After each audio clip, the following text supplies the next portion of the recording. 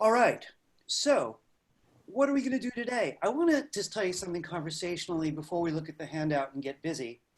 You know, um, we got very involved in web design, and it's easy to start thinking that this is a web design class, but it's not. It's a multimedia class, and I like that term, multimedia, because I've just embraced media myself, and in many ways, everyone alive, surely in the West, has embraced media. But what about making media? So every time you watch TV, it's media. On the internet, it's media. But you pick up a magazine, it's media. You go to a museum and look at artwork, it's actually media. Um, so this class is a multimedia class. So I want to tell you what's in store today. We are doing more HTML, CSS stuff. We're doing a little bit more of photos regarding the code today, right? We just got started on that. But we're about to take this turn now into more Photoshop. So last time I saw you, we, for the first time, brought a photo into our code, which I want to do again today in a very different way. But I also want to use Photoshop today. So I've got a question, and I'd like for people to be, everybody to give me an answer, right? You could do it either with your physical hand, or you could click reactions on the bottom and use an emoji if you prefer. How many people currently have access to Photoshop? You made that happen and it's working for you. If it's working, give me one of these. So that's fantastic news. That's the vast majority. Those of you who could not get Photoshop by today, right? Don't panic. It's the first day, and this stuff is going to be on YouTube, right? So that's not a disaster. And did I see your thumb go up? No. Oh, boy, for a minute there, I hallucinated that we fixed it all.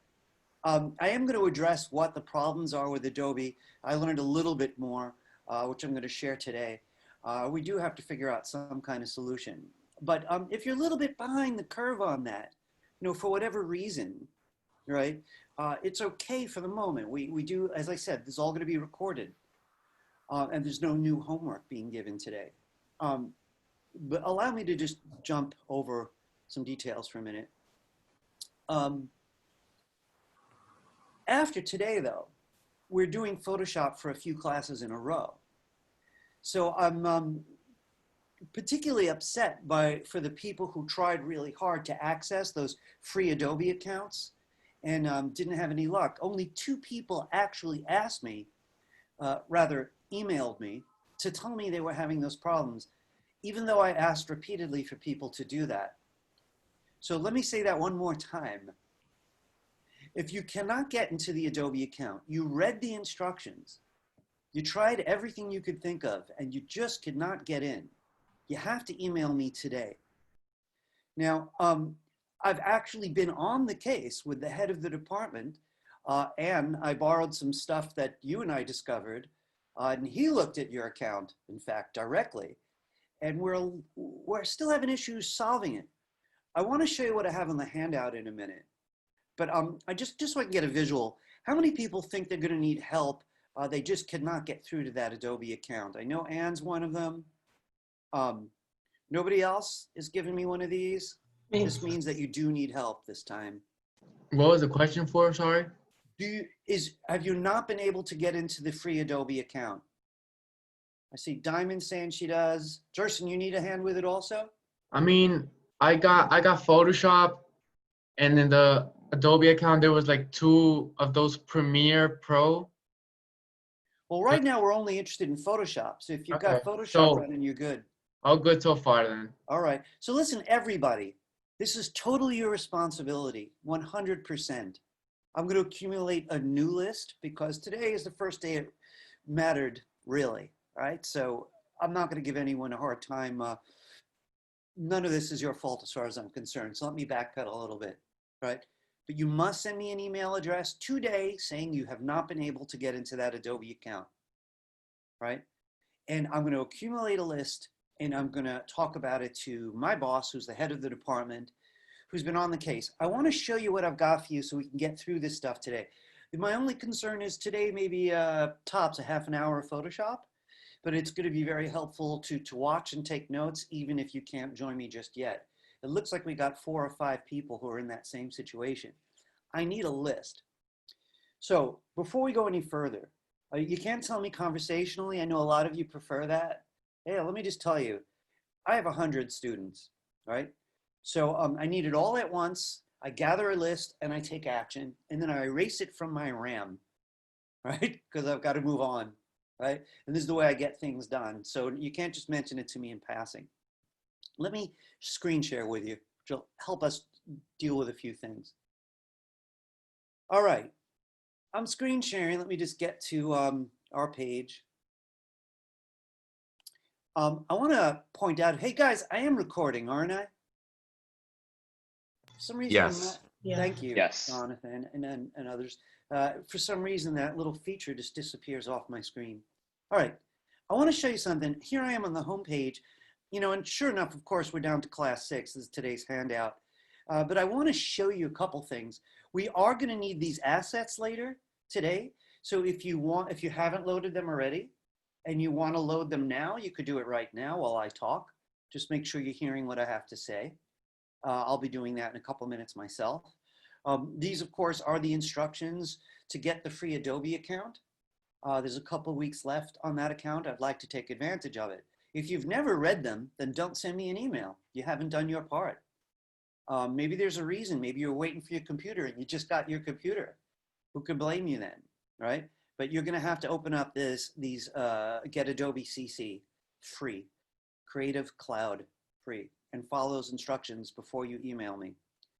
I'm going to go over remote access, say a little bit about that. It's not really the hot subject right now, so I kind of want to ignore it a little bit. But I want to jump over to this one. I want to show you something about this one on the bottom. If you're on a Mac right now, you don't care at all about this particular page, right? You know what? I want to get a visual one more time. It really helps me know exactly what's going on. People who are using Windows for this class, can you give me these if you're using Windows? Wow, less people than I thought. It's about half the class, a little bit less than half of the class.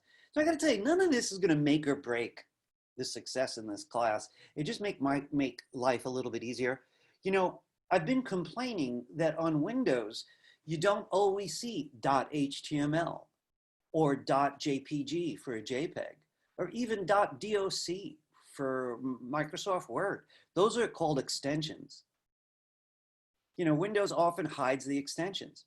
The only reason that's a problem for multimedia people is if you're preparing a photo of a dog for a movie you're going to make about a dog and an animation you're going to make about a dog, you might choose to name the photo dog PSD, make a JPEG out of it, that would be dog JPG, then make your movie dog MP4 and the animation, say dog.gif.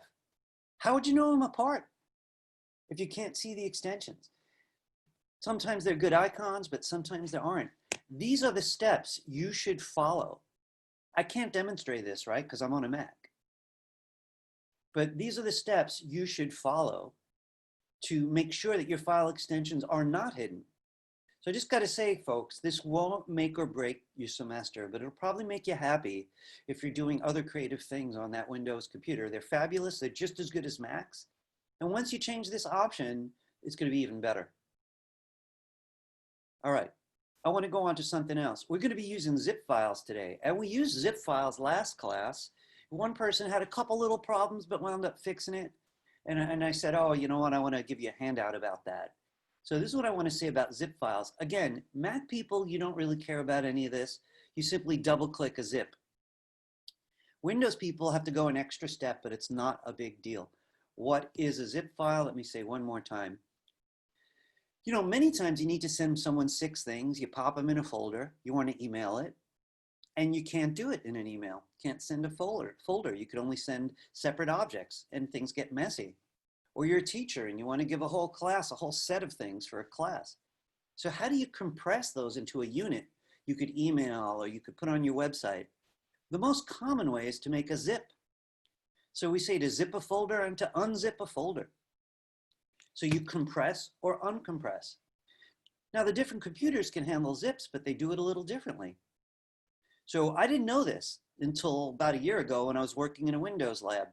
Windows does this thing that sounds great. It lets you borrow a piece from a zipped folder even without unzipping it. The thing is, it doesn't always work, especially for media like what we're going to do. So it works a lot better if you unzip the whole folder Windows style.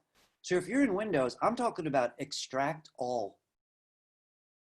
Then there's no compression. You just have all the parts, and it's just like you're on a Mac or any other computer. So again, I cannot demonstrate this, right? I'm on a Mac, but you find that zip file. And by the way, if you just downloaded today's assets, you just downloaded the zip file, and then you're going to right-click it. Don't double-click it. That's not what we're talking about. That just has not worked for me at school. So it might not work for you at home. You're going to right-click and choose Extract All. It's going to leave you with a folder, a regular folder, and you can put it wherever you want for the day's class. Guys, I'm not going to be able to go over this again, but I am going to leave this handout on the website for anyone who needs it. And I just added this down here. This would be for everybody. This is just the shorthand of getting into that Adobe account once you have the Creative Cloud app loaded. But it's really the top things. If you want to see extensions today, do this while I'm talking. You're definitely going to want to do this though. Right-click that zip. All right, let me get back. That was a new thing, so I just wanted to mention it. Let me get to the handout first before I go any further. I want to get it out of the way as early as I can so we could start working together. All right, all the important videos have been posted. We're here in Zoom. This is a second way to get at today's download. You either do it from the home page or you do it from that day's handout. And I'm going to continue doing this every time we need parts to work with for the rest of the semester. They'll be listed here and on the website itself. This is also a shortcut to that handout I just showed you. So you can get it again from the home page or from the handout. I'm probably not going to put this on any more handouts though. Look, I want to say something very quickly about Chromebooks. The people who needed Chromebooks seem to have all fended for themselves. One person just couldn't stand it, didn't want to wait, and left. So am I right that no one in here is on a Chromebook? If you're on a Chromebook, can you let me know? Because I'm going to have questions for you so you could teach me a little. I want to know how all this behaves on a Chromebook. But it looks like we don't have a single Chromebook in this class, which I just want to say, if I'm wrong, you have to let me know right away, okay? Before I say the wrong thing. I'm quickly getting my chat back open just to make sure.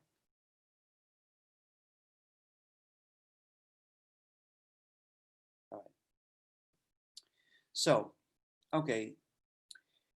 I'm going to stop the whole Chromebook speeches then. Looks like you guys aren't going to need it, right? If I am wrong, you have to let me know so I don't leave you out. But if there's not a single person in the room using one, I'm going to save my breath and your time. Okay. So I was going to say, if you're still waiting, you better write me today because they've been available for over a week. All right. So let's skip Chromebooks, looks like. I want to get to the software question. Yes, are we using some live text today? Yes. Are we going to use it again after today? All right, folks, hear me out on this one. We're going to spend a few days on pure Photoshop. It's beautiful. It's wonderful. But next time I see you, Thursday, it's going to be the first all Photoshop day. So if I can get more of you on board by Thursday, I'd be very happy, and I'm sure you would be. So I'll give you my Photoshop speech on Thursday, but I want to tell you that soon enough, in a few weeks, it's midterms. The midterm is going to be a small website. So what's going to happen then is I'm going to review stuff, all the important stuff right before the midterm. I'm not expecting everyone to memorize everything. But by then, you'll also have more Photoshop power. So on the midterm, if you want to put on pictures that are fancier than the ones that I offer, you're going to know how to do it. So we're doing HTML today, CSS, with some Photoshop, then a few days of pure Photoshop. By then, it's time for the midterm. And I'll tell you everything you need to know. You'll have a whole week to do the midterm. There'll be a bunch of advantages by the time we get there. Anybody have any questions about software or anything like that? Anything I just said? No, pretty clear, I guess. All right, so. All right, yeah, so I'm concerned about all these weird Adobe issues. It's driving me crazy. As well as all the other issues. It's been a strange semester, but it's starting to smooth out a little bit. All right, last words about this then. So yeah, we do need Photoshop. If you haven't even tried this yet, you know, like I said, maybe your computer was broken. I know I had one person just got her computer fixed. You're gonna have to follow these instructions to be able to use Photoshop. We're not gonna need the other programs. Somebody mentioned Premiere Pro. We're not gonna need that for a while. And Adobe Animate, we're also not gonna need that for a while. So we'll come to that. Right now, we need Creative Cloud just because that acts like an app, which tells you what you could open and what you can't. And we need it to get to Photoshop. All right, Chromebook users, I'm not going to say anything about. I don't want to keep talking about remote access, but I do want to say a couple quick things. If a couple of you did all the right moves, and I want to get a chance to talk to you specifically because the head of my department is brilliant, kind, and he cares about every single student, every single teacher. He looked exactly at the snapshot you took for me and said, yeah, indeed, Adobe knows who she is. So why she can't get in, it just doesn't make any sense at all. You would have to talk to the service desk. I'm just kind of curious, have you talked to them yet? I sent an email, but they didn't get back to me yet. Okay. So look, I got to admit, like the more people we ask for help, the more worried I get. You probably feel the same. Not everybody is like, you know, as energetic as I would like. So I don't want you to try this right now, but you know, you seem very smart to me. So if you really want to try this after class, you could try the instructions for remote access. I did already. The remote access works, so maybe I'll do that for today. So, and can I ask you something about that though? Were you able to get all the way to Photoshop? I think I used Premiere for another class, but not Photoshop. No. But if Really? Premiere And this works, was, when was that? yesterday for my editing class. So this is what I don't understand, even though it's fantastic news. That makes me incredibly happy. When we were in the physical school, you still had to have an Adobe login. You know what I mean? So Yeah. I figured with remote access, you would still have the same set of problems, but you didn't. Well, I thought so too, but no, I didn't.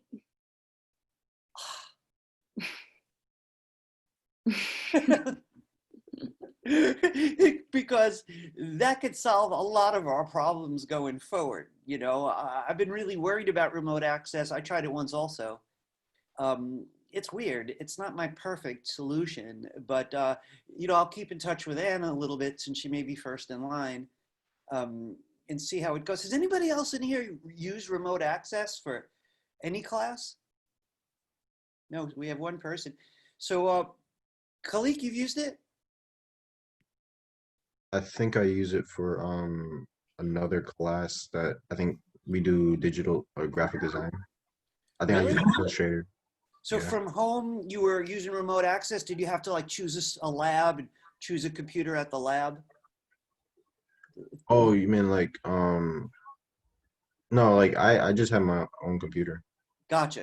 So yeah, so let me just be a little bit clearer, and then we're gonna have to skip over this and come back when it's necessary. It's very likely that we're all gonna need it in October because Adobe might not give us free service anymore. So we have to see how that's gonna play out. The school then will be obliged to make sure we could all get it through the labs. So I have to see how this is gonna play out. I'm very confused. But this is the way it typically works. Guys, I know this is boring. I'm gonna race through it just so you understand. If you were in school a little over a year ago, you came to school, all the software ran. About a year ago, the arrangement with Adobe changed, where you still had free access, but you had to log in the CUNY way, you know. All right. A bit of a headache, but it worked. Now we're all at home. Remote access means something else completely. It means you're using your computer, it's so strange, to use a computer at school. So you're actually sort of linking your computer to a computer at school. So the remote access means to access remotely, means you're not there locally. That would mean you walked in the room. You remotely access the school's lab. It's so odd. You pick a lab. They're all Windows, by the way. So if you're a Mac person, it's a little uncomfortable. But you pick a lab, then you pick a seat, and you actually access that computer. And you search the software on that computer. So when we get there, I'm going to practice as best I can on my end before we start as a group. And I'm hoping not to do that till October. So that's what remote access is. The only reason I bring it up now, especially since Anne was able to get through to another Adobe product using remote access, it sounds like we'll be able to get through the others, even if you don't have logins and passwords that are behaving. I'm going to shut up right now because this is just too much detail. If it's working already, try to ignore me for a couple more minutes. If it isn't working, I want to duke it out with Adobe first. So the 5 or 6 or 7 of you who couldn't get into the Adobe account, today I'm going to have to demonstrate because I'm not a suitable tech support person for this type of thing. I'm a media artist who teaches media arts. But if I get that email from you today, I can tell how big the problem is, specifically how many people there are. If you know a clue for me, include the clue in that email. If you're really good techie, take screenshots of when things stop working and send that to me. That's what Ann did, which was very helpful. So let me back up. Today, all I really want is Sublime, and I would love it if we can get into Photoshop. If not, we have a few more days to see what we can do. All right, I'll stick around after class and a little bit and answer questions as best I can from individuals. But right now, I better move forward before I lose people. All right.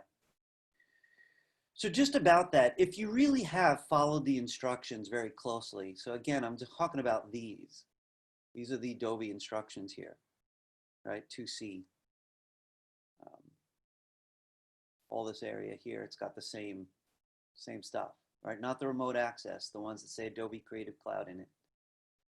If you followed it to the tooth, in every detail, and it still didn't work, you do need to erase your cache if you've used that account in the past and it's suddenly not working. So again, if you're in Chrome, you come up to the top right, you click these 3 little dots in the top right, and you go to More Tools, Clear Browsing Data. Now, if you're in a different kind of browser, well, I asked you not to do that. But you could do it. You'll just have to search, how do I erase my browser cache in Safari or Firefox? This is how you do it in Chrome. Once you get here, I would recommend clicking both of these, cookies and cache images, and then you click Clear Data. So for a lot of people that fixed it, but not for everybody. So the next thing is this, Anne, I hope you don't mind me using you as a reference, but it recognized her name. It actually opened it up. It just didn't give her the software she needed. So I sent a photo of that, a screenshot, to my boss, and he agreed. So this is what the department said. Besides user error, right? Like you didn't follow the instructions or the instructions weren't entirely complete. The most likely culprit is an issue with your CUNY First account. And the only people who could look at that are these people at the service desk. Folks, I want to say something. Please cut me some slack with all this stuff. None of this is my fault. None of this is yours. But I want to say something. I get a very wide range of maturity levels in my classes. I get students who they're like wise beyond their years, Then I get students who are really very green. They really don't know how to communicate as an adult just yet. And I don't mean that to be insulting. Everyone learns in their day. But whenever you write a teacher or a department, you say what class you're in, you include your ID number, right? You include it all. right? And you say as much as you can. Don't speak in fragments. I get some emails from my students. They almost make me laugh. The thing didn't work. Bob. What is that? And how many Bobs do I have out of my 100 students? So if you're going to write the service desk, tell them the kind of computer you're on, give them your ID number, tell them the class you're in. This is MMP100. You can't get into Adobe Creative Cloud, though you're supposed to be able to. And you were told it's probably a problem with your CUNY First account. Tell them everything, right? Keep me posted if you think I could help. I apologize that I can't help more. Now, right now, I'm going to have to drop the subject. Again, last thing, please email me today, every one of you who has not had success but has tried to get into Adobe Creative Cloud. So I can take my list, create a list of the department, and then I did this to help people get computers. I've done this for several things that have worked already this semester, right? So, but if I don't hear from you in that fashion, I'm not going to include your name. Guys, before I move into the real deal, today's material, does anybody have a question for me about anything? No? All right, let me dive further in. So I want to take this on a completely different way, right? And that requires that we start with today's assets.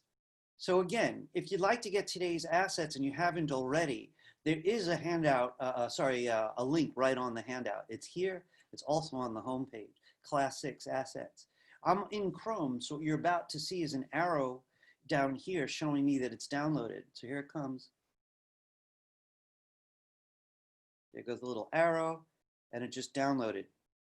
Now, I want to say to anybody in here on a Mac, this is pretty easy. You don't actually click this little arrow here. You click on the name of the file, and it unzips it and takes you to wherever it lives. So I'm going to click that to make my Mac point. So here's what the zip looked like. Here's what it looks like unzipped. It's just a regular folder. Now, if you are on Windows, you download the zip, find it, control click it, and you'll see here, extract all. See, I'm on a Mac, so I don't have it. But you would right click it on Windows, the zip file, and say extract all. When you're done, I'm hoping you see a folder like this. Now, I gotta ask you guys, anybody on Windows, can you tell me, is this working out? Were you able to extract the zip? Yeah. Yeah. Yes. Was there anything I need to know, since I can't see it, that I should tell other students that just to help me help them, Windows style, or is it just like that? That's it.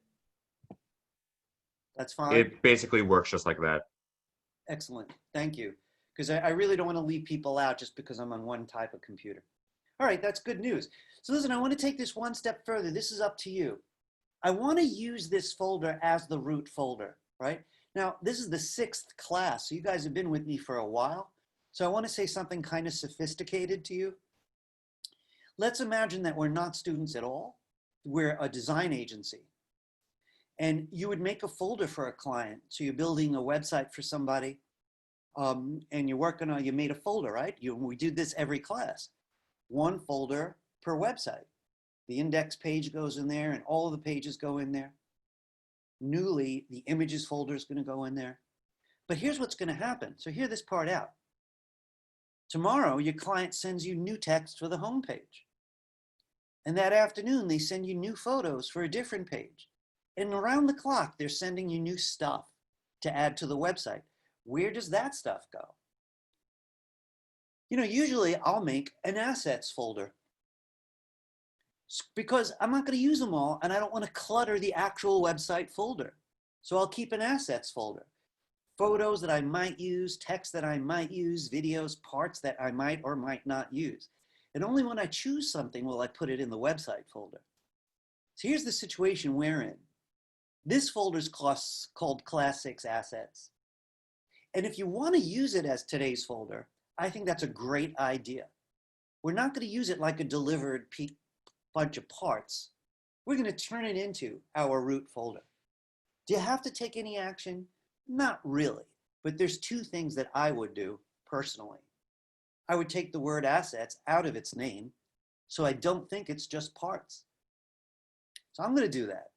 I'm going to click on the name once to highlight it, and then I'm going to take out the word assets. Do you really have to? No, but I would. And if that's not good enough for you, you could call it Class6 site, so it makes more sense. Small point. If you want to leave it called assets, just remember that you'd made that choice. Here's the other thing I personally don't like, right? I don't like it staying in downloads. It's a bad habit leaving stuff you're keeping in downloads. You know, all kinds of junky stuff goes into downloads, right? That's a temporary thing, like your mailbox at home. You know, you don't leave stuff in there, you take it out.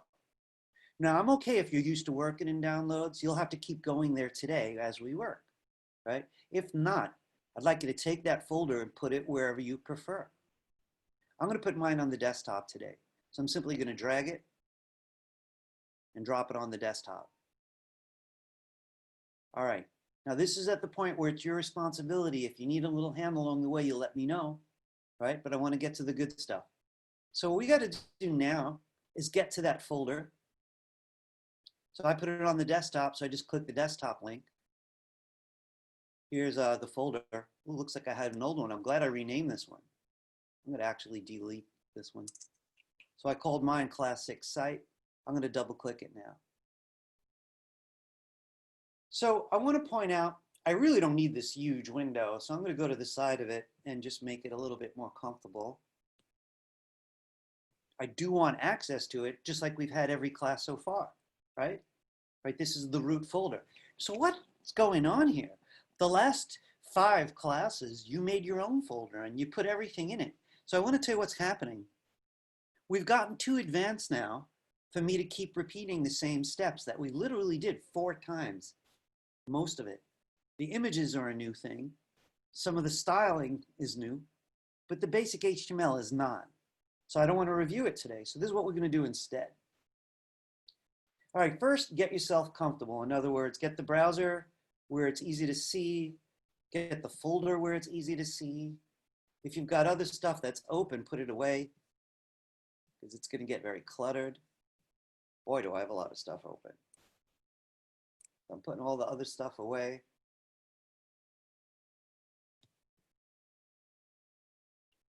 So what you're left with so far is the folder and the browser.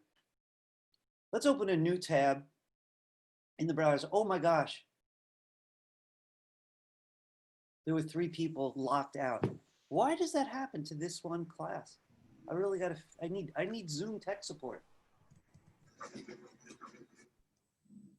Guys, I'm sorry. Can you give me a minute? I got 3 diligent students who got locked out. Hey, you guys that got locked out. Oh my God, I hope you didn't leave. Do I see them in here? They're gonna be mad at me now. And they're gonna be right. Here. Hello. You know, it's really mic my working? fault. It's just very hard for me to watch the door while teaching a class. And I know it's not always your fault if you're late. It could have been an internet problem. So I really got to figure out how to change these preferences where people get locked out of their own classroom. I completely apologize. Professor, Yes. sorry, I wasn't late. I was waiting since 1 o'clock, and like I was just. Yeah, so you know, I admitted everybody at 1 o'clock, 1:05, and at 1:10. So I really have no idea why you didn't get let in before. But of course, I'm not holding it against you. But I'm just saying it's another mystery. I let everybody in 3 times, and then I stopped looking. So I'm going to have to look up the preference and just turn that thing off because it's really upsetting to you guys as well it is to me. Guys, I'm just going to quickly check some email to see if anyone wrote me, hey, I'm locked out. Remy, did you make it in? Is Remy here? I was just. Okay, great. So Remy, I'm very, very sorry. It's very upsetting. It's okay. It's okay. You're good. I appreciate that. You're gracious. So I'm going to try to keep this thing where I can see it in case someone shows up now. I don't like, but I don't like locking people out even more. All right, folks. Weird semester. This is what I need though. If you missed the first half an hour, hopefully after class you could spend a half an hour. We were just going over tech issues. computer issues, Adobe Creative Cloud issues, this type of thing. I can't really repeat the stuff, unfortunately, but it will be on video later today. Right now, this is where we're at, and I'm going to have to catch some people up as gracefully as I can. All right, just give me 1 second, make sure that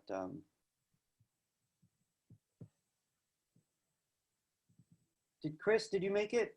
Yeah. All right, good. All right, so let me put this away. All right, folks, getting back to it. Everybody was asked to download their assets only a few minutes ago. They clicked this particular link on the handout to download the assets. Then everyone went into their downloads folder to find it, right? And so once you've downloaded the assets, they show up in your downloads. I was saying to Mac people that they should just double click it. I was saying to others, if you're on Windows, that it's much better to right click it. Your menu will say extract all. So Windows people, please remember that. Please choose to right click extract all. We're going to do this all semester, right? Either way, it's going to create a regular folder. You could work in downloads if you like, or you could drag it to documents if you prefer to work there. In my class, just to make life easy, sorry, I've been dragging things to the desktop. All right, so that's the short version. You need that folder, you need it open, and you need it where you could see it. All right, so just cleaning up. All right. So you got the folder. Now what I'd like you to do in the browser is open up yourself a new tab in the browser, just like we do in class. And I want you to just drag the index page into the browser. Now, first off, just to get out one statement about assets. So today our assets are 2 HTML pages, 1 style sheet that's already been begun, right? These are all ones that we're going to continue. There's an images folder where, by the way, this picture is. And there is an original images folder for extra photos. And we're going to work with at least one of those today. But first off, let's start with some code. You look at this page, and there's only one thing that we never tried. The photo has text wrapping around it. The other day when we tried a photo, it got stuck in between elements, but it didn't have text all wrapping around it, which is a really kind of nice look. I want to be a little bit clearer about what I mean by wrapping around it. If the browser is even smaller, you could tell the text is going to wrap all the way around the photo. I want to show you how to do that today. But before I do, I have a complaint. There's something I'd like to fix. You notice there's 2 links on the top? Could you click the Earth link? Now this page is ugly. So the home page looked pretty good, and the Earth page looks awful. Now I'm kind of curious, does anybody have a wild guess what might cause that? You just wave at me, Anne? Well, you would have to copy the link to the CCS. She's absolutely right. CSS That's what it link. is. So what I want to do is I want to open both HTML pages and the style sheet in Sublime. Chris, you're using brackets, right? Yeah. So it should work the same in brackets. So just open up brackets. Everyone else open up Sublime. And if you've got anything old open in Sublime, you could just click the red button to put it away and then do File Menu, New Window to open a brand new one. If you've got old code, click the red button, put it away, then do File Menu, New Window. But what I really want you to do is get that folder, and I want you to drag out your index page, just drop it in there. I want you to get the earth.html, drop that in there. And then I'd like you to get solarstyle.css and drop that. Now, Anne had it right. Go take a look at the index page and take a look at line 4. Line 4 is the line we've been using 2 prior classes, right? This is the 3rd time we're doing CSS. And this line was the first thing that I introduced for style sheets. The line is always exactly the same. The only part that changes is this. It has to match the name of the style sheet, which is usually up to you. So I called it Solar Style to have fun. And this is Solar Style itself. But if you look at the head section on the other HTML page, this part's missing. So here's earth.html, and that line is missing. So I'm going to ask everybody to go to the index page, find line 4, highlight it, copy it. No use hand typing this. Go to the earth page and paste it there. Now, once you make that change, please save the earth page. Remember, it's got this gray dot, which means you made a change that you need to save. So save it again, Command S, Control S, or the file menu. So then simply go back. Yes. Mine folders aren't opening. I don't know why. Same. Jerson, are you on Windows? Yes, I'm on Windows. Did you extract the zip? Did you right click it and say extract all? Yes, I did. All right, I need to see it. So I'm going to stop screen sharing for a minute. Just give me a second to make that happen.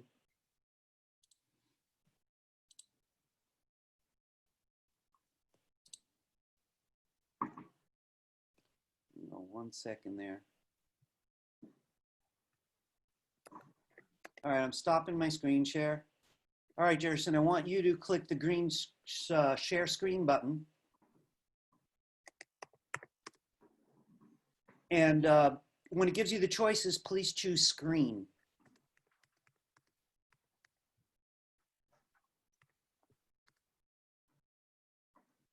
Because other people might have the problem. It would be nice for us to be able to have a look together.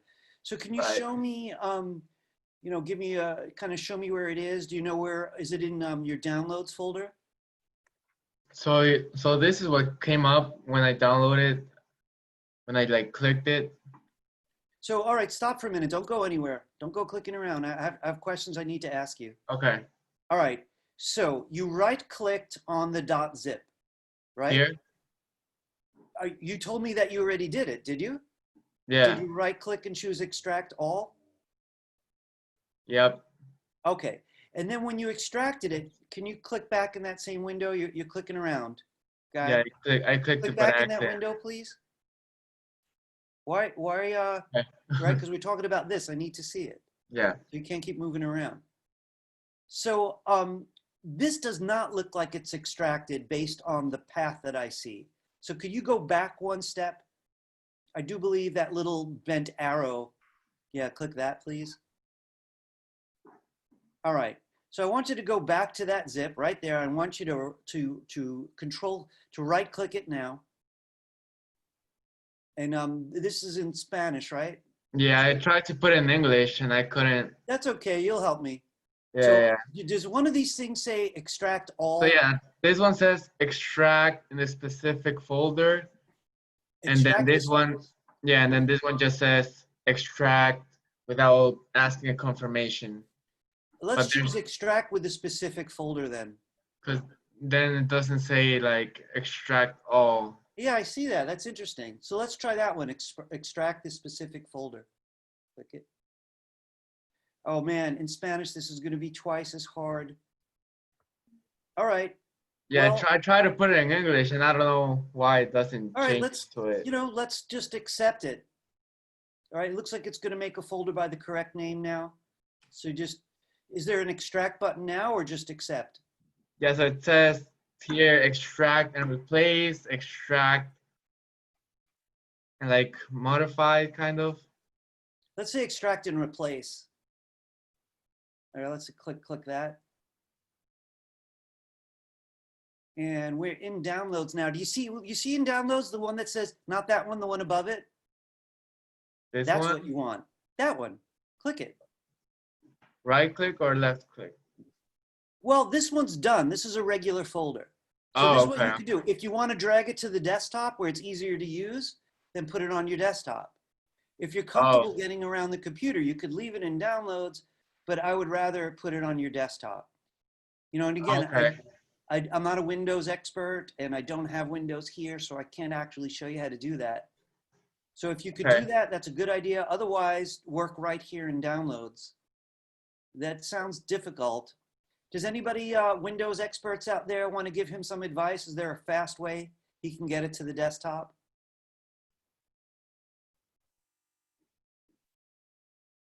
No? Were you trying to get it to the desktop? That Class6 folder. I Yeah, wanted same to question move as a person said in the chat from WinRAM. Copy and paste. Usually WinRAM. I can probably just move it. Yeah, do it that way. Just drag and Yeah, drop you it. can just drag it onto the desktop from there. That's the best way. Okay. All right, now double click that one. So it's interesting, it looks very similar to what you had, but you could just ignore the thing that says Mac OS on it, right? You're just gonna use Index, Earth, and Solar Style right now. So this is the folder you want. It's sitting on the desktop. You can close that other folder. Right, so basically you just want to get Earth, Index, and Solar Style open in Sublime. Do you have it from here? Sublime. Yeah, so you want to open Sublime. Okay. Right, and you just leave that there, right? Just drag Index from your folder and drop it in Sublime. So this Drag one. it, drag and drop it in there. Right, drag Earth and Solar Style. Here too. Yes. Listen, when you're done, just close the one called index1.html so it doesn't confuse you. There you go. And then you could stop screen sharing.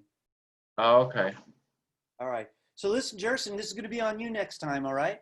Yeah, I see. Okay, no problem. So I'm going to ask you if you'd stop screen sharing. I'm going to come back. Guys, Chris, did you have a question for me? Do you have a mic? Because it's very hard for me to read the chats while I teach a class. I wasn't sure where you got the link from, the link with the solar stuff on it. So Chris, you and I have had this conversation. All the links are always on my handouts, right? They're always in the same place, right? So I'm going to go over this, but I can't keep going over it, right? I'm going to do it just last time because people are going to bail on us. They're going to leave, right? Okay. Right? The download file is here on the handout, but it will also always be on the home page right under the class. You didn't share your screen. Here's class. Oh yeah, thank you. Let me get back for a second. Life in the 21st century. Hang on one second there. All right, there we go. All right, there we go. So let me just get back in here. Everybody, you know, just so you could see the pattern. See how class 5 had the assets right underneath it? Class 6 has the assets right underneath it. This is one way. You could just click here. But if you're already looking at the handout, you know, you don't want to go back. It's also going to be here. You simply click it. It downloads into your downloads folder.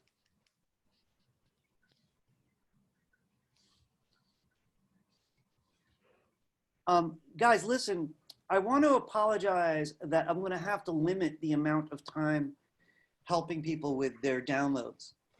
You know, what I am going to do, Chris, I'd like to spend a little bit of time with you right after class since you're using brackets anyway. Okay. Right? Are you used to the downloads folder or are you new to that idea? No, I'm used to it. I'm pretty common with it. Great. So guys, listen, I want to say if you need an extra hand, you have to find a way to communicate it. Today is usually a pretty good day for me to stick around after class and help, but I can't stop the whole class for 20 minutes at a time. 5 minutes I can do for any individual, but beyond that, I'm going to need to move forward right now. So let me just say something quickly. Every class, you're going to open the assets yourself. You're going to extract them if you need to, and you're going to put them where you need from now on. You keep the folder open, right? And we'll take it from there. All right. So let me get back to where I was. Once the folder is open, you wanted to open up the index page in your browser. by dragging it in, right?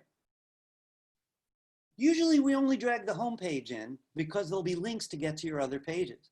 But you do want the code in Sublime or brackets. So you need a window open in Sublime, and then you just drag everything out that you want to see. Sublime's just for code, so I can't drag the images in there. But I could drag index, earth, and solar style. All the HTML and all the CSS. So all we did today, and I really got to pick it up, is we copied this one line into the earth page. And because we did that, the earth page is now styled. Pretty cool. Automatically. So the moral of that story is pretty darn clear. Once you've got a style sheet, make sure that this one line is on every page. Honestly, if it was a 200-page website, right, like Ann said, you move it into the head section on all pages, and magically they all style. That's that. But there's some things that I don't like about the earth page. Well, for one, the home page is a photo and the earth page doesn't, right? So I'll tell you what I'd like to do. So we're looking at the earth page right now. There's no picture there. I'd like you to get a look at the folder with me. So in today's folder, there is an images folder, and that's where earth.jpg lives. So remember, that's the one that we're seeing on the home page. All right, first thing I want to fix is this. Let's stop for a minute. You know how the headline says our solar system? So that's implying that this website's not about Earth, right? It's about Earth and Venus and Mars. By the way, I bring it up in that order for a reason. We made a discovery this week that's making it look like there may be life on Venus. It's just a brand new news, and it's kind of mind-blowing. Don't expect little green men. You know, it's going to be bacteria, you know, of some sort, but wow. Anyway, so what I don't like about the homepage is an artistic argument. The planet Earth should be on the Earth page. So let's fix that first. Can everybody get to the code? Now in your code, I want you to look at index.html. Now, if you look at line 12, I hope it looks familiar. This is the code we used the other day. The other day, I pointed this code out, and I said this part means that it's in an images folder in the main folder. So I want to point something out about that, and then we're going to make a change. Here's the images folder, and sure enough, Earth is in it. But I don't want it on the home page. Could you take line 12? This time, don't copy it, cut it, Command X. Command X is the twin of Command C. Command X, though, means take it out because I want to put it somewhere else. It's not the same as delete. All right. Could you save the index page again? I want you to put that code you just did Command X on the Earth page.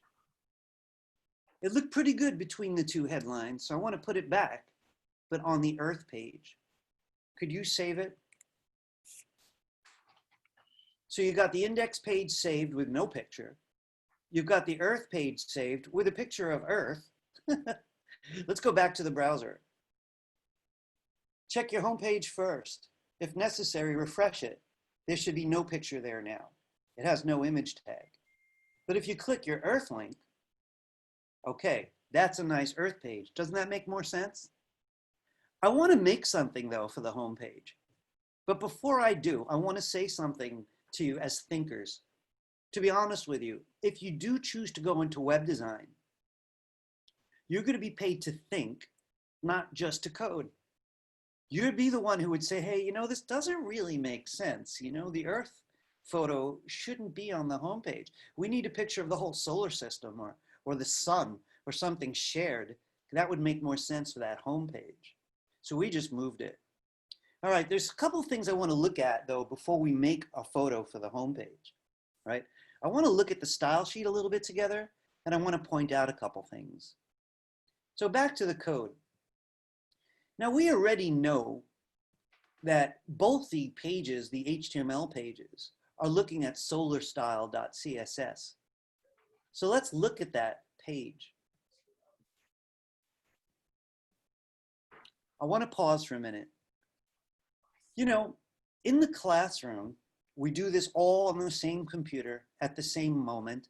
And I walk around and I notice, oh, this didn't work for you. And it takes me 2 minutes to fix it. This is a little more awkward in that one way, right? But suffice it to say, when you open up a folder for a website, drag all the HTML into your code editor. Drag the style sheet into your code editor, just like we did. There's a 3-page website. I would have done the same thing if it was a 6-page website. So now we're looking at Solar Style. And if you blew it, don't worry. Let's say you never opened Solar Style. Well, just go get it now. Your folder should be open. There it is. You just drag and drop it. Okay. All right, I hope you're looking at the style sheet with me. I want to look at a couple things that are old and a couple things that are new. So if you look at the top, it says a margin of 85 pixels. I'd like for you to make a change to it right now. You can make it bigger or smaller. It's kind of up to you. I'm going to make a kind of large one of 110 pixels by changing line 2. And I'm going to save it. Command S or File Menu Save. Now, it doesn't matter which page you're looking at in the browser because they're both sharing the style. So as soon as you come back, you could just refresh your page, see if the margin moved in. Okay. If you lost this, you just broke the page, right? This is a common error though, so keep your eye on the semicolon. About the background color, do you guys all remember hex code? Right? So only because we lost time today, I'm not going to open up hex code. I want to show you something different. Look at the next line, font family. Now I wanted to do this before, but we just didn't have the chance to get to it. How do you choose your fonts? I want to show you guys something interesting, and you could join me if you like. Could you highlight line 4 and Command X or Control X to take it out just for a couple minutes? We're going to put it back. So let's save it. I want you to go back to the browser and refresh now. Now I want to make a small point. What you're looking at without that line is the default font. So if a person never heard of font before, this is what they're going to get. And I'm not saying it's crazy ugly, but it's kind of ugly. Right? So one of the things we want to do is get control of fonts. The first step is to use what's called web-safe fonts. So let's go back to the code, put that line back. You could paste it, Command V, Control V, and let's study it for a second. Why are there 2 fonts there in this thing called sans serif? So guys, this is kind of nerdy. We're going to be doing pictures for days. So if you're tired of the nerdy thing, there'll be an antidote starting Thursday. But right now, I want to say some nerdy stuff. What that code means is I want the font called Verdana. That's what that means. But if the computer my visitor has doesn't have Verdana, give me Geneva. What? So a lot of you guys didn't know that the websites you go to mostly use fonts that you have on your computer. We don't have access to the same fonts. So there's a short list of fonts called web-safe fonts. Web-safe fonts mean that just about everybody has them. So Verdana is super safe. Bill Gates paid for it and he gave it to Apple even. So everybody has it. Windows, Apple, everybody. Geneva is older. A lot of people have it. What does this mean? Sans serif, I want to show you what sans serif is. If you look at my browser, do you see there are little lines sticking off that letter B? Same thing on the E. And if you look at every letter, there's these small decorative elements called serifs. But modern fonts often don't have those little decorative elements. They're called sans. Sans means without, sans serif. So I'm going to save my code since I just put the line back, save it, come back and refresh it. This font has no serifs. So what's interesting is Verdana is one of the most famous sans serif fonts. Have you heard of Arial? That's the #1 sans serif font. Some of you know Helvetica. That's #2, right? Verdana was made for websites because the letters are a little bigger and a little thicker, sans serif. I want to show you quickly how you change fonts using web-safe fonts. Can everybody go to your browser and open up a new tab in the browser? I want you to type W3S. Last week we did this for color, but today we do W3S, and then I want you to write web safe fonts. The first link that shows up is CSS, web safe fonts, W3 Schools. W3 Schools is the best. Everything is there, really everything. But let's click it. And I want to show you something. What you see in today's code is called a font family. And the example on this website is Times New Roman followed by Times. They look the same. And serif, because it's got those little decorative elements. But if you scroll down, you could see there's other little families of serif fonts that look very similar. It's hard to get excited. If you scroll further down, these are very popular sans serif families, sets. If they don't have Arial, give them Helvetica. If they don't have either, find any sans serif font on their computer and use it. That's what this means.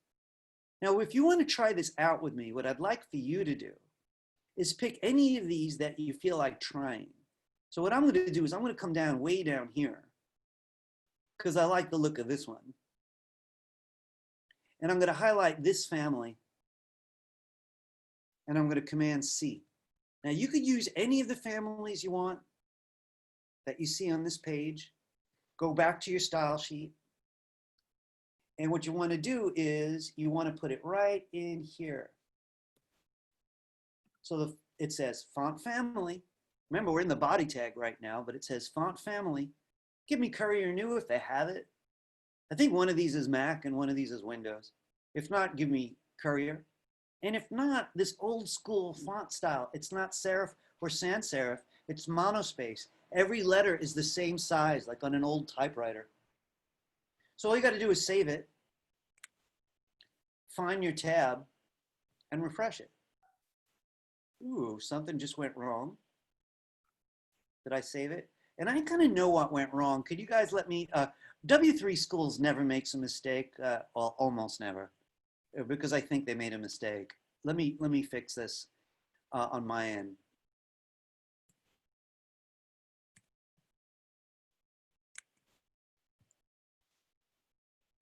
And now it's fixed. So I want to ask you guys something. You all saw, I just took out these little quotes around Courier New. Did it already work for you? It did for some people. So this is why it's so confusing. See, at some point you're hearing what there used to be is names of fonts that had more than one word needed their own quotes. So Times New Roman went in quotes, but Times didn't.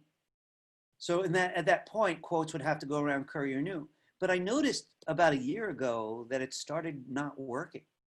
So I'm a little surprised that W3 Schools didn't change that because they're otherwise perfect. All right, we fixed it.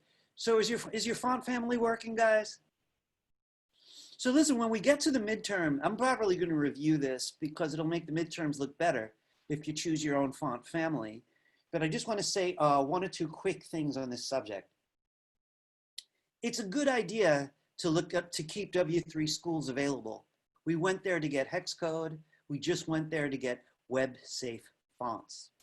The links are on today's handout, by the way, to be helpful for those of you who keep the handouts.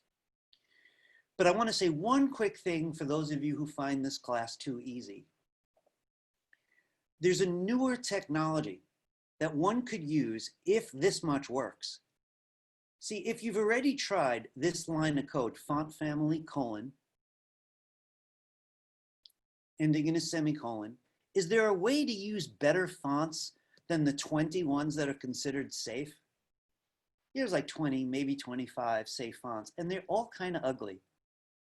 Now we have something called web-based fonts. It's a little bit harder. But if anybody really wants to explore it, I'm just going to give you a clue.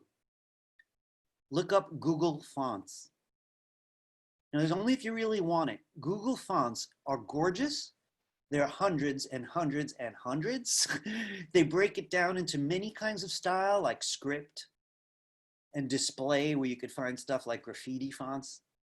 And it's only a little bit more code, right? It's not in this particular semester's curriculum. One has to learn WebSafe, which you just learned.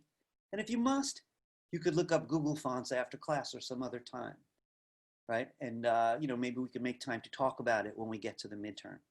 All right, today I'm a little short and there's a couple things I want to do. So let's move forward. I want to show you some other newer stuff. So you look back on the style sheet, you recognize the H1. So the H1 here, it says Earth on the Earth page, solar system, I think, on the home page. And this is the color of the box. So we could change that if we wanted to. And in fact, if you don't feel like using hex code at all, you could come into your CSS, take this part out, and just try a font by name. Sometimes even writing dark will work, like dark red. I'm going to see if that works. Oh, that was the text, right? Let me put that back. I liked what I had. I was actually thinking about the background color. So we could try as, how about this? I could write white here. And here I'm going to try out dark red, see what that looks like. So color in CSS means color of the text. Now I'm going to save what I've got, come back here and refresh it. I want to tell you, there's nothing wrong with that. And I'll accept it even on the midterm. But those of you who are doing this because you intend on mastering this, please use hex code. Hex code is definitely the norm for web design. All right, I want to move down to image, right? This is the newest one on the block, and there's a couple things in there we have not tried just yet. So I want to take a look at an image for a minute, and I'll bring the code right back in a minute. But if you notice, my image here has got a bluish kind of border around it. There's space inside the border, and there's space outside the border. So let's take a look at that.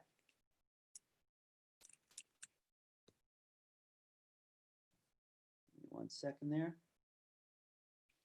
All right, so in your CSS, it's using the IMG tag. So I hope people are seeing the pattern. You've learned to use inside your body, you've used H1, H2, and H3. You've used the P tag for paragraphs. And we just started using IMG, which places your artwork or your photographs. But here we gave it a border, and we told it to be a solid border. If you'd like to see a thicker border, change this number. So I'm going to try 15 pixels on line 13, and that's the weight, how thick the picture frame is. So I'm going to save it. And let me just move that over a little bit. And I'm going to refresh this. I got a very thick border. If you don't like the color of it, you either use hex code or you could use plain English if you want. I'm going to save it. That's all on line 13, and I'm going to refresh it.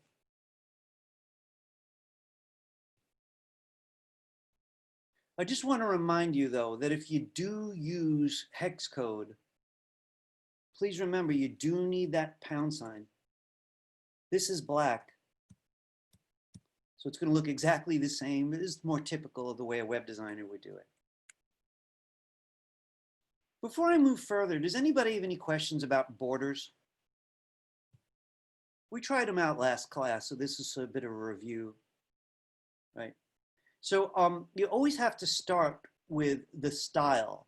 So I'd like you to get to know solid, but you could try double if you want.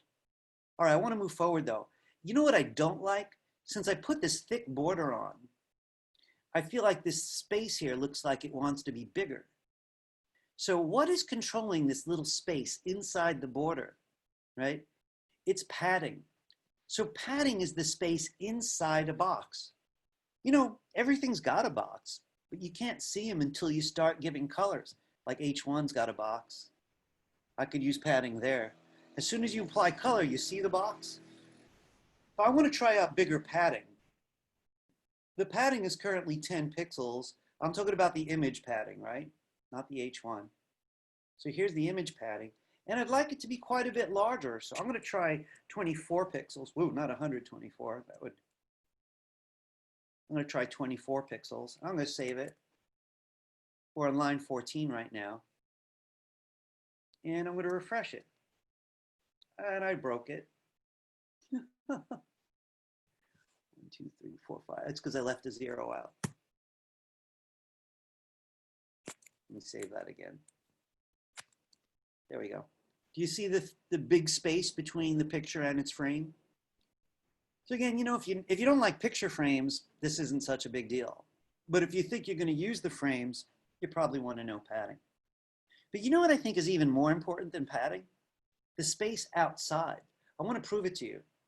I want you to take a look at this code with me and notice that margin is used inside the image tag style, inside the image style. Could you take this line and do Command X or Control X to take it out temporarily? Save. I'm going to show you what would happen if I put an image down without any margin. This is a big deal, this one. That just looks wrong. The text is actually hitting it, right? And that's always going to happen. So whenever you have an object, right, that's hitting something, you probably want to add margin and tell it how much space.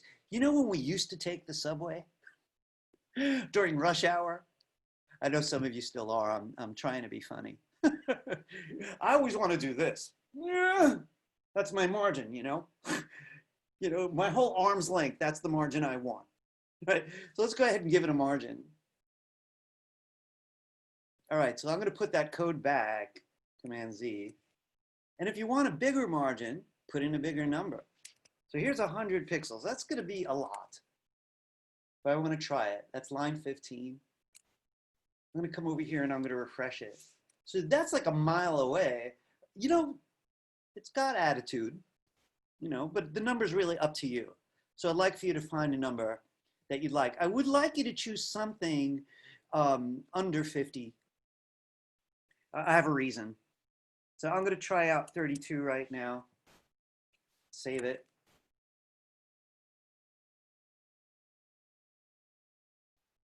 I want to get a look at it though. So the text is close. And what I like is if I'm on a small browser and that text starts wrapping around the picture like that, it looks pretty good on bottom also.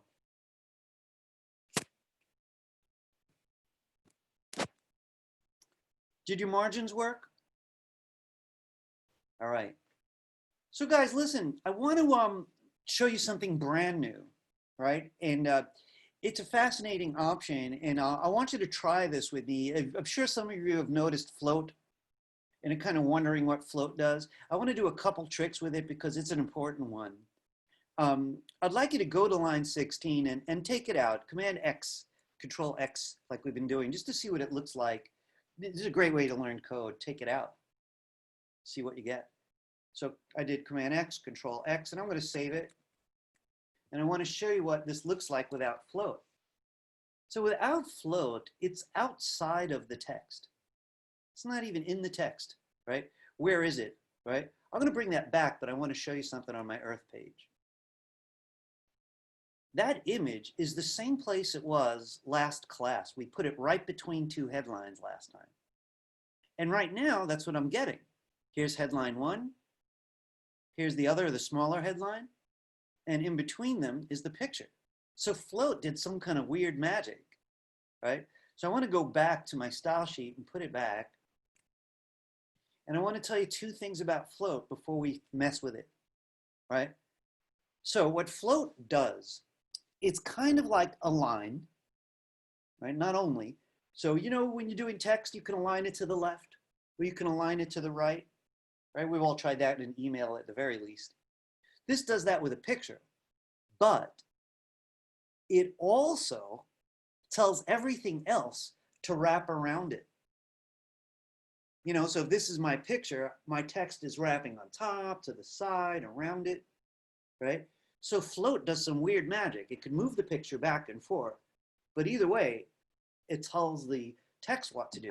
Let's experiment a little bit to see if that's true. Could you change it? I know some of you guys already did this, I'm sure. Could you change it to float left? Save it. And then go back into your browser and refresh it. So it's on the opposite side. But the text still wraps around if there's enough text. You know, if I only had 2 sentences, this wouldn't be too interesting. Float left, float right. All right, I want to try one more trick with it, but I have to ask you guys something. First off, do you have any questions about float so far? All of you people with the cameras off really feel that need? I knew like 4 or 5 of you told me why. You had good reasons. But the rest of you are, you can't help a teacher from wondering if I have students that just went for a walk. You know, all right, I'm gonna deal. But if you have any questions about float, you should ask me now. So I want to show you one more mystery about, not everybody likes float. The last few years, it's been the norm, but it's finicky and it misbehaves. So there are new methods that people are trying right now. But I want to show you one little thing we could do if there's enough text. So I'm going to be the guinea pig first. You know, what happens if you move the image in the HTML? So I'm going to go to the Earth page for a minute, and I'm going to try that. And if you want to join me, you can. Remember, we have that image currently on line 12 between the 2 headlines. I'm going to Command X to take it out. Now, I could put this code anywhere I want inside that body area. In other words, I could put it smack in the middle of a paragraph if I want. So I'm going to do that. I'm putting it randomly in the middle of my second paragraph. You could see I've got a few paragraphs, 3. So I'm going down here in the middle of my second paragraph, and I'm going to paste it smack in the middle. There it is, right in the middle there. And I'm going to save my page to see what happened. I'm still on earth.html. So I'm going to come over here and I'm going to refresh it. So it's interesting, it moved further down. You might notice that I put it right after the word errat. And let's see if that, you know, is meaningful in any way. So here's a rat right there. And yet the photo showed up here. So the only thing that we could tell is that you can move it up and down the text, but you can't be exact. And one of the reasons you can't be is you don't really know how big your visitor's browser is. That text floats to the left, regardless of what the browser looks like, and tells the rest of the text to wrap around it. Now, I don't particularly like this look, so I'm going to take that line back out and just make a couple suggestions. Well, I'll often tuck it right inside of a paragraph, right before the first word. If you want to join me, you can. So I'm going to paste it right here, right inside the first paragraph. So here's my P tag. It's usually followed by words, but in this case, it's got a floated picture, then a bunch of words. So I just popped it in there in line 14. I'm going to save it to show you what that looks like and why I like it. I like it because it's very neat. You know, it's part of that first paragraph. The only reason it's indented here is because we have a big margin. Right now, I'm going to leave it because I think it looks pretty good. I'm going to come back to the style sheet. I want to ask you guys a question or two. So what I want you to notice is the code in the HTML is very small and simple.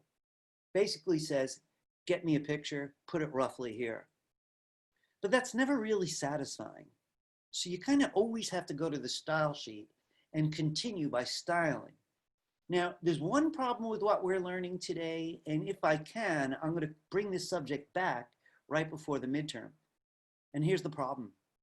All the images on this website are going to float to the same side. All of them. And the reason is, we just styled IMG. They're all using IMG. So they're all going to float whichever way you tell it. to change that is more work, and we're going to have to put that off for a little bit.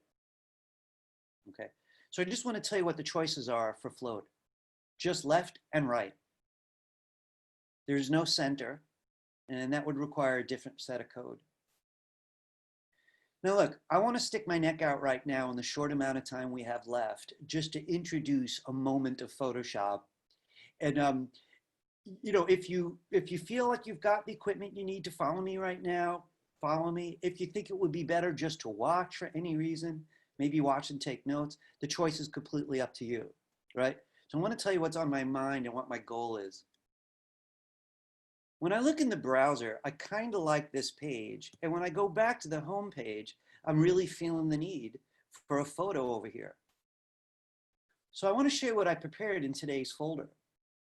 So the images folder only has Earth in it, but I did make a folder called Original Images. And these were, you know, photos that we could pick or not pick. And this is the first one. This one's just another picture of Earth, so I don't think it's going to help the homepage. This is Mars. That's really going to confuse people. So I think I want to take this one. Stars large. But there's a problem before we can do that. One, it's in the wrong folder, right? So we could just drag it into the images folder. I want to make a point. I call my folder of candidates auditioning parts original images. Sometimes I'll get 50 or 100, but we're only planning on using 20. So I'll keep them all separate. When I choose one, I'll move it into the actual images folder. Now, the other problem is it's going to be way too big, and I want to prove it to you, and then we're going to fix it. All right. So did you move it into images? Stars-large.jpg. So I want to show you guys something. The clues are all here, but we're going to go ahead and do it by hand on the home page. So let's go to index.html. If you want it in the same place as Earth, just remember where you put it. I put it just inside the first paragraph this time.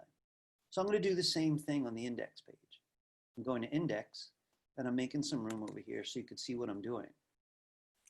Let me make this bigger. So all right, bracket, img, source equals, quotes, and it's going to be images /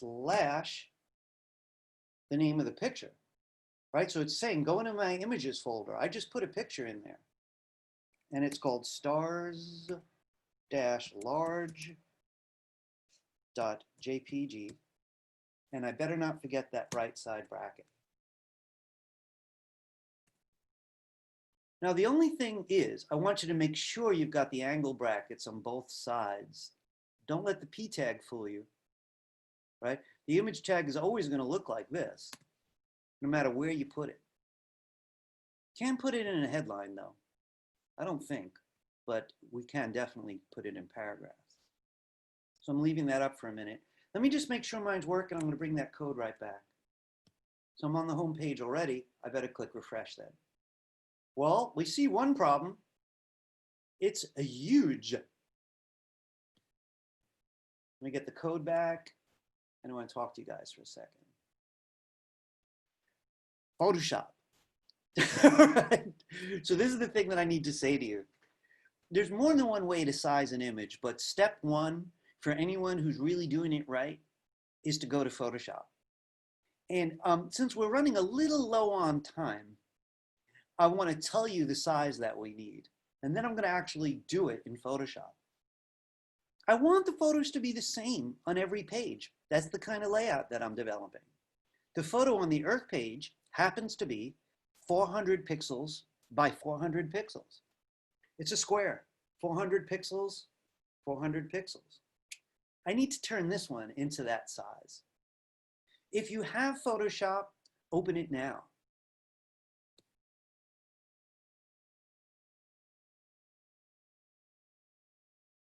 Well, while Photoshop's opening, I want to say something. I'm anxious to get everybody the tools they need. So that kind of bugs me a little bit. But I'm pleased that this is all being videotaped. Also, this is Photoshop Lite today, and we're going to go deeper going forward. This is a big splash page, which we don't actually need. So I'm just going to click the red button on it in Photoshop to put it away.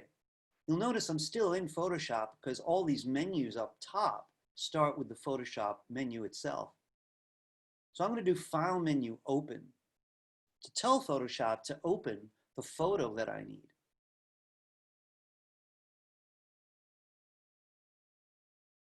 I just want to mention something quickly before I do that.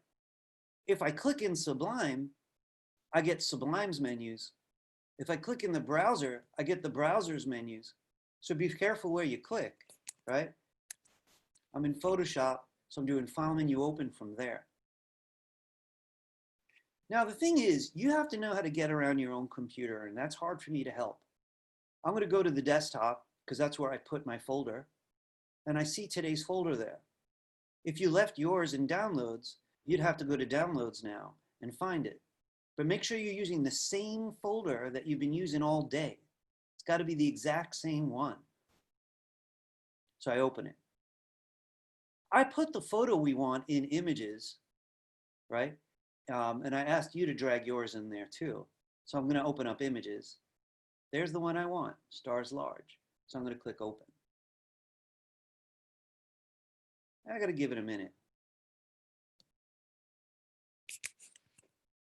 All right, folks. I'll be more patient when we devote time to Photoshop. Today was a weird day because there were just lots of distractions that were none of our fault, right? But this is a kind of warm up to the beauty of Photoshop. If you are in Photoshop, the first thing I want you to do is turn your rulers on. So Photoshop has a bunch of menus, including View. I want you to go to View, Rulers. The next thing I want you to do is set your rulers to pixels. Now, this is the first time you're using Photoshop, your rulers are set to inches. So you went to View and you chose Rulers, but it just showed up in inches. Mine is not. What I'd like for you to do is find a ruler, this one for example, and either control click it on a Mac or right click it in Windows, and you should see this menu. So if yours has inches checked, please check pixels.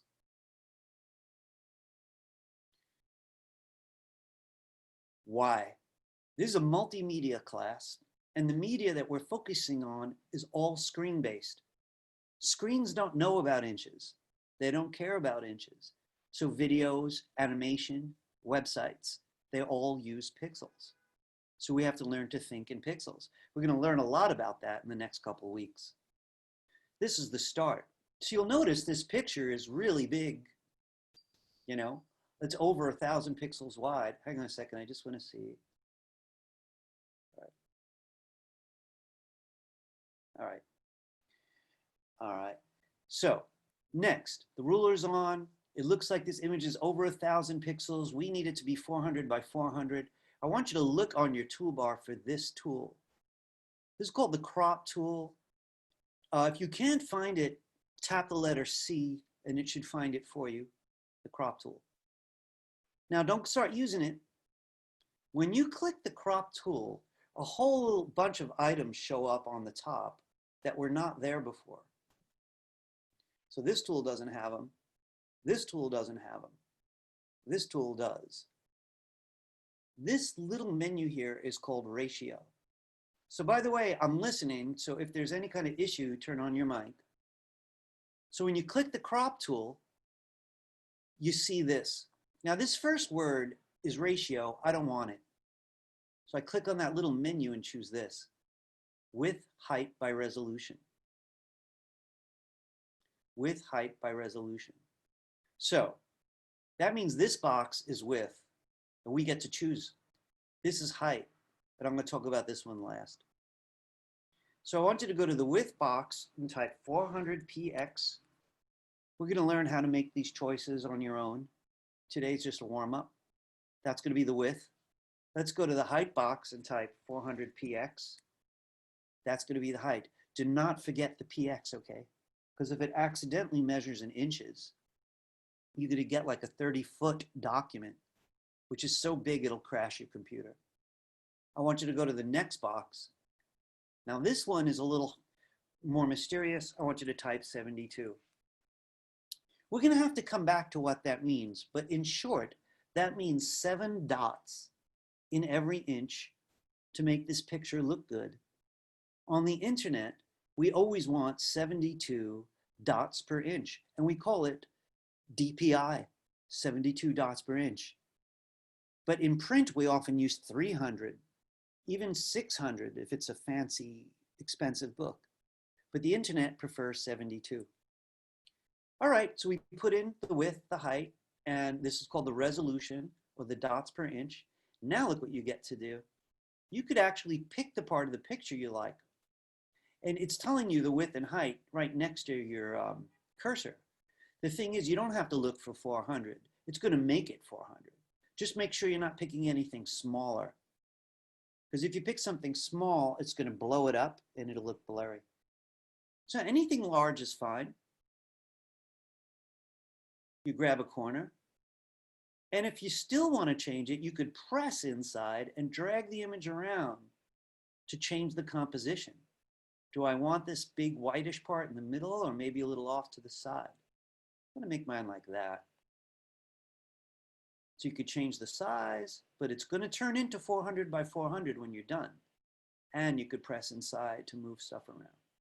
When you're ready, you hit return. You might have to hit it twice. All that's left to do is to save it. And only because I'm in a little bit of a rush, we're going to save right over the photo that we currently have. Usually I'll save as and give it a different name, but today I think I'm just going to save. So let's try it that way. File, menu, save. This is a JPEG. This here is going to let you control how large the file is. So I don't want you to come all the way here. It'll slow down your website. I'd rather you pick medium, or you could just drag the slider to the middle. Click OK. Now this is going to be interesting. All you have to do is go back to the browser, which has that huge photo in it, and refresh it. Nice. All right. That was a lot in a short amount of time, and I'm definitely going to review it, right? So if you didn't get it today, don't worry. But it is kind of magical, right? I see some satisfaction going. You know, the code got the photo there, right? But it's the web designer's job to figure out how big the photo needs to be. This is a deep subject, and I know a few of you are going to head into all and out web design, and you're going to really need to master these ideas. Some of you are going to do web design for fun, or maybe just getting a taste this semester and never doing it again. But if any of you want to do it in the future, we're going to have to study more and more about how sizes behave. You see, the size we chose is going to look good on any large screen, but it might not look terrific on a cell phone. So there's code that says, keep my Photoshop size if the screen is big enough. You know, the person's on a laptop, for example, or something bigger. But the code can also say, but if they're on something really small, little tablet or a tiny phone, scale down. There's code that says never get bigger because it would get blurry, but it's okay to get smaller. So we'll see if we can squeeze some of that code in, but not today. Folks, I'm going to have to wrap it up. So I just want to say today what we did, which was different, was we opened up an existing website that was rather incomplete. And we learned by continuing it. And I will often do this when I feel like you guys know enough so that we can't keep repeating. Write the HTML tag, close it, right head, close it. You know, it gets a little maddening. By the way, if you ever want to play with it, you could always go back and get the zip again. You know what I mean? It'll be fresh as a daisy. And you could do whatever you want with it. Try more photos, try your own photos, right? So the main elements today was the finished photos belong in the images folder. The code was kind of simple, the HTML anyway, but sizing is all about Photoshop. Last but not least, I'm just going to get my code out again. There was some cool style sheet stuff today. We learned about font families and that you have to look them up online. I like W3 Schools. We played with border again. That was sort of review. And we learned this new element, float, which let us see where the photo looks best and kept the text wrapping around it, which I think is pretty cool. I want to say a couple quick things before I wrap up the class. I am going to stick around right afterwards though. So look, we all have different feelings about HTML and CSS at this stage, right? A number of you are really into it, and I think are probably thinking, I wish he would just do this the whole semester. But I want to remind you, this is not a web design class, right? That's just one module in the class. But if you did like it, at least you could look forward to us reviewing it and getting a chance to really show off a little bit when we get to the midterm. The midterm's gonna be a 4-page website, which I'm gonna help with, on the subject of graffiti. So there'll be a lot of fun we can have with the photos. I'll be supplying photos. I'll be supplying real words, no lorem ipsum. Some of you are not gonna like my photos, and you're gonna wanna get your own and use your Photoshop skills, and that'll be fun to see. So I'll give you plenty of notice, but I wanna tell you what to expect going forward. Photoshop for a few days. So again, for the last time, if you followed the instructions, right, and cannot get into your Adobe Creative Cloud, you must send me an email today and no later than today, because I'm going to collect the names. If you want to help us succeed, please tell me what the problem is as best you can. You know, send me screenshots if you can, right? If you can't, I understand, but try to help, because this is detective work from me, from the department, from the service desk, you know, so it's going to take a little bit of effort, you know. As a last resort, anyone who's interested can explore the remote access option. It's all listed on today's handout. So folks, this is what I want to say right now. I've taken attendance for the day. If you need to run right now, go right ahead. Feel free. I'm not at all insulted. Right? You got other classes, you got lives to live. I'm going to stick around a few minutes. I promised Chris that I was going to talk to him, and other people might have some questions. So before I get to Chris's issue, which he kind of gave me an advance notice about, which I appreciate, Chris. Does anybody else have any questions about today or anything related to the class you'd like to throw out before you go? Nobody? Are you guys just shy or just tired or just satisfied? Well, I'm in a rush technically after this. I gotta go for an appointment. Oh, okay, Jason, I understand that. But by all means, I'll see you next class. See you next class, but quick question. Since I wasn't here last week because my internet is crap, but what assignment are you talking about in Class 4. And Jason, since you had you know, issues, you know, that out of your control, if you can't get it to me today, I can give you a couple extra days. All right, thanks. I just needed to look for your email because I was trying to email you last week about the internet messing me up, but I found out quickly that the BMCC email I thought was yours in the last email didn't work at all. Oh, that's odd. Because, you know, I do check my BMCC email, even though I don't prefer it. So I would have gotten it, but I do want to suggest to you that you use this email instead. That's on the top of every handout. The reason this works better is when I'm ready to work on your class, I check the email. So I'll always know. Like I usually do this right before class to see if anyone has last minute issues. But this is the email address that's best. Or you can use the standard BMCC system. I'm also on class 4 right now, and where's the homework assignment again? box is at the end. So if here we there's go. homework, it's always the last thing. Oh, okay. All right, so you'll see it's very clearly mapped out, and I'll look for your email if you have questions. All right, I'll finish it up later. I gotta go now. All right, get going, Jason. See you next class. Take care, Professor. See you. Kevin's got a job as a ninja, so he's getting dressed right now. Sure.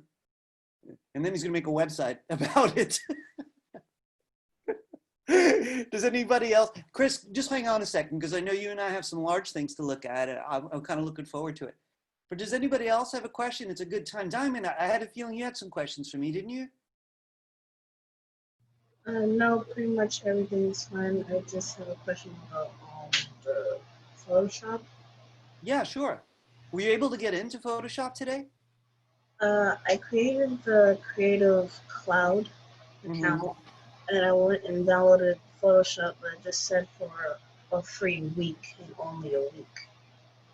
Oh, that means something went wrong. And you followed the instructions that from the school to get into the school account? Yeah, I can see what else I can do.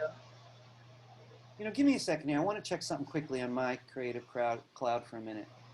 So when you open it, it should look something like this, right? Because I'm still screen sharing, right? And you know, it'll say open, but it won't say for 1 week. That means something went wrong. You know, frankly, anyone could log in for 7 days of Photoshop, but we're going to need it for longer, and we're going to need other stuff. So that's why I was hoping that you can get in through the CUNY account. You know, I promised Chris that I was going to talk to him first. So if you want to troubleshoot for yourself a little bit, you could wait if you want. Maybe I could take a look with you. I'll try to figure it out. All right. And then if not, let me know, right? Because I really don't want to just leave people hanging. I'm already upset that I tried everything we could think of with Anne and have not solved it yet. You know, your case may be similar to hers, which is, in her case, it said it actually said her CUNY address. So it actually recognized she was part of this program, but there was some kind of issue and the software didn't show up at all. So and that's only the service desk that could help. So I just want to remind you 1 or 2 quick things, and then I'm going to move a little bit forward. As I was saying early today, let me just get to it. If it doesn't work, the first thing I would look at, and it's not a lot of support, but it's these, you know, troubleshooting the BMCC Adobe account, right? You'll have to look through this, but I'm imagining that you followed these instructions to begin with. You know, this is a PDF, I know it's tiny, but those are the actual instructions from the school, right? I just added this troubleshooting part as I get evidence of issues. So I don't know, I got my fingers crossed. I hope between us and other people I've reached out to that we could solve this once and for all. Does anybody else have any questions? So look, if you don't, here's the deal. I'm gonna help Chris. He had 1 or 2 very interesting issues that really needed a hand. Everyone else, feel free to go. If you just feel like hanging around, you know, see what comes up, you're welcome to stay. I'm not kicking anybody out. You're welcome to stay, but I do want to address that issue. Before I go though, and keep me posted if my theory is wrong. Since you got into Premiere, right? I'm imagining you can get into Photoshop. Did you already get into Photoshop today? Yeah, so I got into Photoshop, but I had to, you know, download the picture on that computer, so I didn't take the time to do it. I decided to just like look at just focus. You know, you're an excellent student. But yeah, no, it works. I can do it, so that's good. I'm still trying. I have another, like I googled it, my issue, and there seems like I think there are solutions. So that's what I'm doing right now. That's why I'm staying here, so that if I find the solution, I can tell you, yes, I made it. Yes, thank you. And what's your major? VAT. VAT. You know, VAT takes someone like you. I mean, also a lot of creativity, but there's always tech problems in video. Your video is much worse. I hate to say that, but when it comes to tech problems, I teach it and I've taught it for years and I love it. But one really has to think like you do, search in every corner. I looked all over the internet to find a solution to our problems. And even though every school in the world is using it and having issues, there's no consensus of what the likely problems are. So it's really kind of driving me nuts. Adobe's not, they're being generous on the one hand for many months now, but on the other hand, they're not being too impressive with their tech support. So yeah, anyway, share with me what you learn. I'm definitely very interested. So folks, if no one else has a question, I've been making Chris wait forever. You know, Chris, can I ask you a couple things if you turn on your mic? So what kind of computer are you sitting at? Just remind me. A Mac. On a Mac. And you could not get Sublime to work on your Mac for some reason. No, I Weird. couldn't download it, but I got brackets. So but you did download brackets and that worked fine. Did it Yeah. work for today's class? Yeah, but I never got the to get the work because I don't have class 6 on my thing. So you didn't get the parts you needed for today, you're No. saying? And Is that my what you thing mean? only goes up to class 5. It doesn't have class 6 on it. Well, that's because you go get it yourself. But I'm gonna, now that we have some time, this is after class, you know, anyone who's staying of their own free will. So now I have time to go over a little bit more about it. So the way it's gonna work in most forms of art that involves a team is people deliver parts to each other. So a bunch of my students in this group are going into animation. They're gonna have the people who draw deliver the drawings and the people who make the music deliver the music. And they keep getting parts. So they're not gonna magically be on anybody's computer. You have to know how to send them and how to receive them. So I'm gonna send you new parts for half of the classes remaining. We've got like nearly another 20 classes. So it's gonna be the same exact routine. Now you're on a Mac, so I could help a little more easily since I happen to be on a Mac also, right? So I wanna show you guys something, right? I'm gonna go over this. All right, I'm still screen sharing. So the first step is, let's do it from the earliest way. You just go to the home page. Yeah. Right? And go to our menu. You find the class that interests you and notice if there's a star underneath it, those are assets. Class 6 comes with Class 6 assets, right? Class 5 had its own assets. We didn't need assets before that. We weren't advanced enough. But then you click the assets that you need. Today's Class 6, so you click it.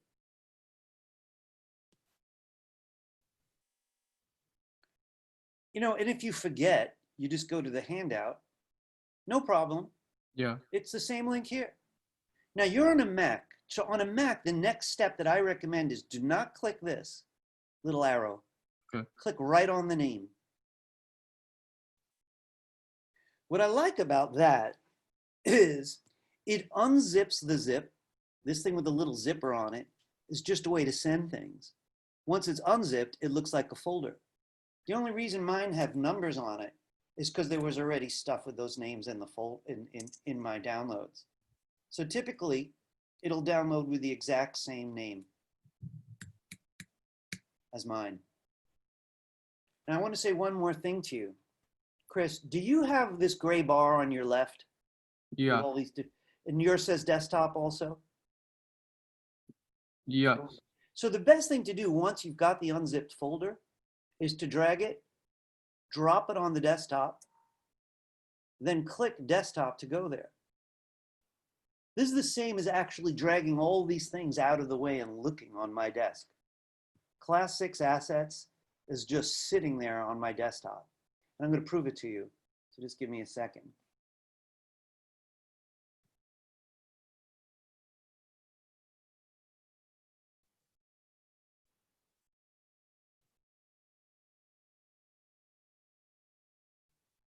I got a messy desktop. There it is. Chris, how you doing so far? I don't think that helped actually. You didn't find the folder?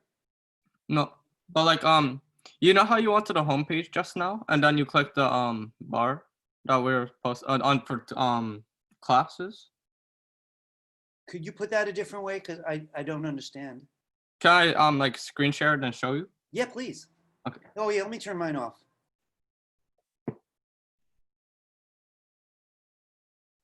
Hey, you know what? Give me a second too. I want to stop recording so people on out in YouTube don't think they have to watch all this.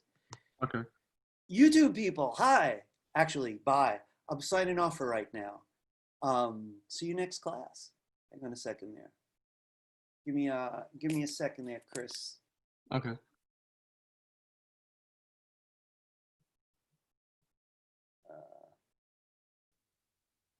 All right. Excellent. All right. Okay. Stop. Give me a second.